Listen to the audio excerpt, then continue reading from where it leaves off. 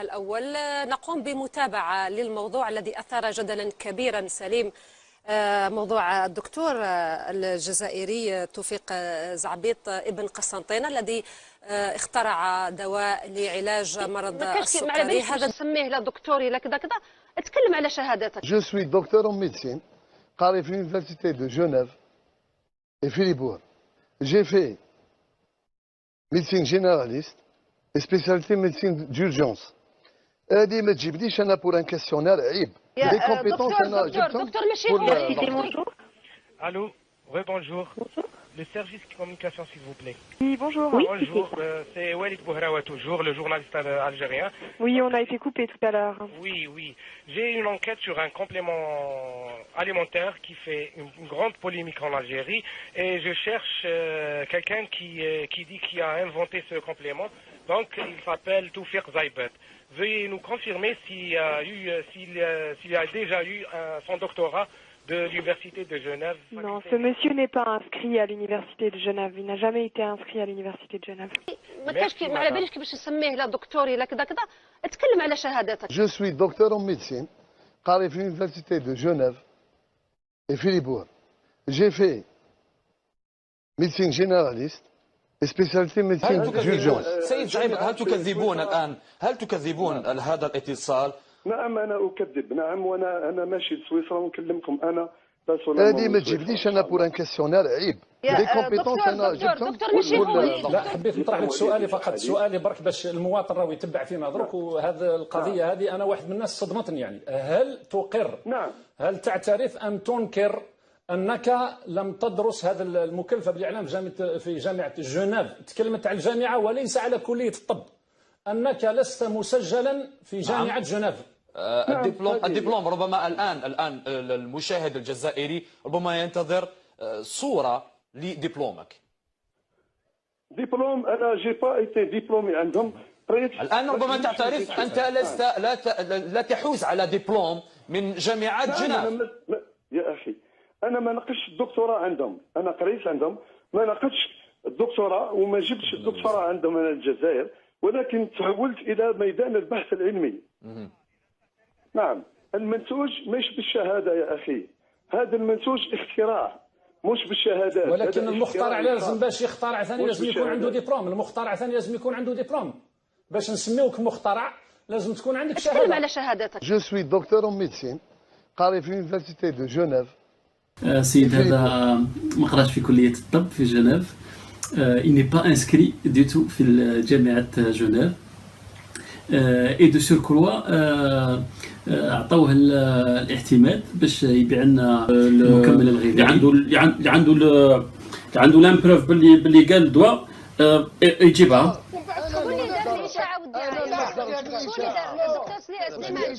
انا المصدر عمري ما قلت دواء. شكون اللي قال؟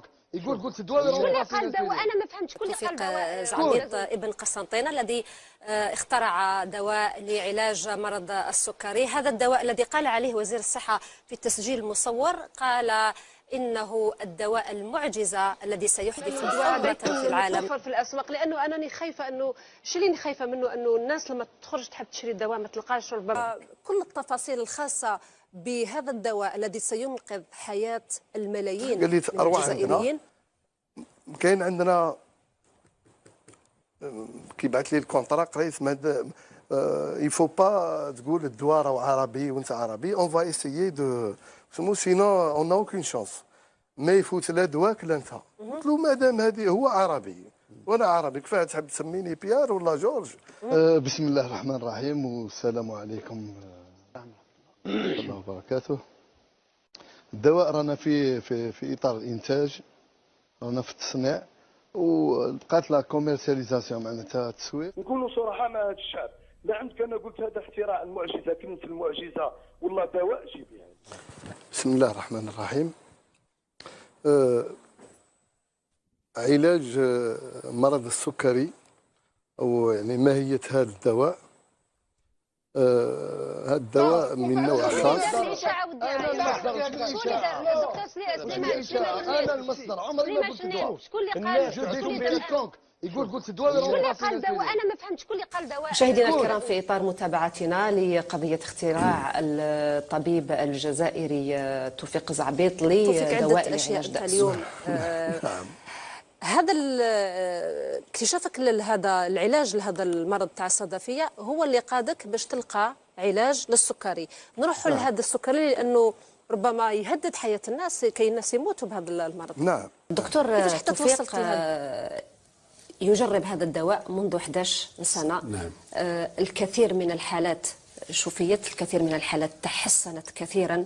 هذا الدواء لحد الان اعطى نتائج ايجابيه. نعم. وانت تعترف بذلك شخصيا. بس هو ما قالش يعني ما قالش دواء ما قالش يعني ما قالش سيتا ميديكامون ميراكل يعني قال هذا نوبل. الله اكبر. وراك ارواح الله نوبل. وماذا اشترط عليك؟ داروا له تحاليل باسكو دي زيفي تاعو سي دي زيفي ميراكل. ماشي انا اللي قلت سي زيفي ميراكل، سي لي جون كي دي سا.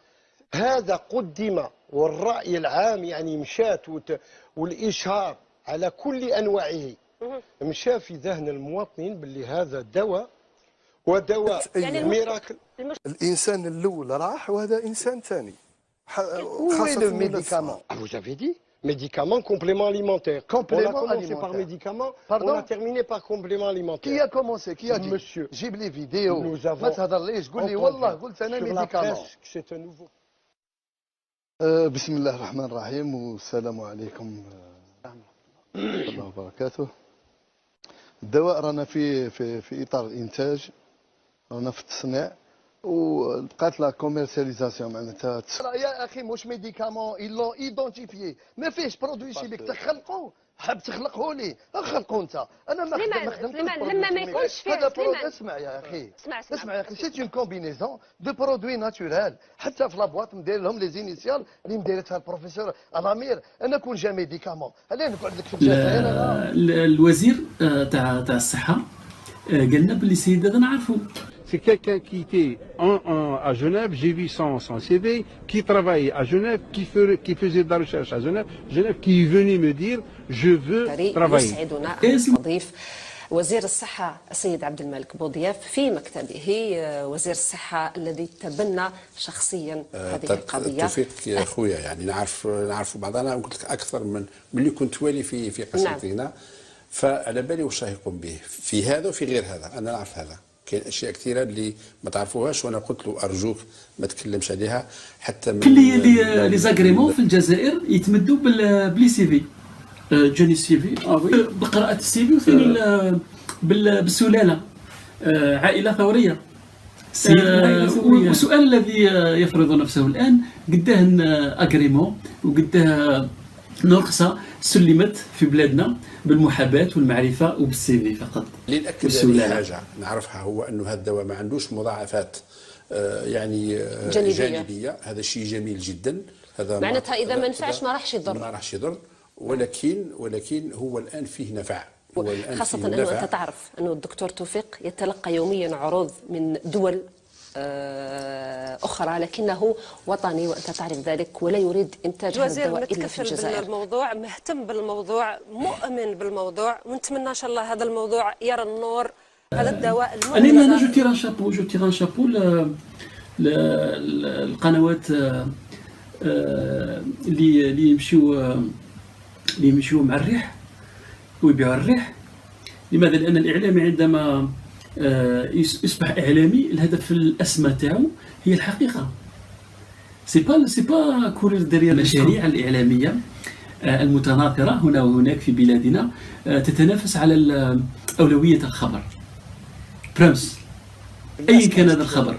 تساءل هل كاين منها ما كانش اسكو سي اون. لكن هذا التحقيق راح يوضح الامور ويعطي امل الناس اللي عندهم. فقط ناكد باللي الشروق يعني صراحه سواء رئيس التحرير عبد اللطيف بالقايم او استاذه ليلى بوزيدي يعني وقفتوا معنا، وهذا الشيء اللي عطانا قوه، لان تلقينا رسائل، تلقينا اتهامات باطله، كان شيء كبير. لا احنا نوقفوا مع القضايا العادله، نوقفوا مع الانجازات الكبيره، ونوقفوا مع الانجازات الناجحه اللي تكون في صالح الجزائريين، تكون صالح البلد. الناس بطبيعه الحال هكذا كلام، لكن كل شيء سيكون بالدليل، كل شيء سيكون بالبرهان، كل شيء سيكون بطريقه علميه بحته بعيدا عن الخزعبلات هذيك اللي متعودين نسمع عليها.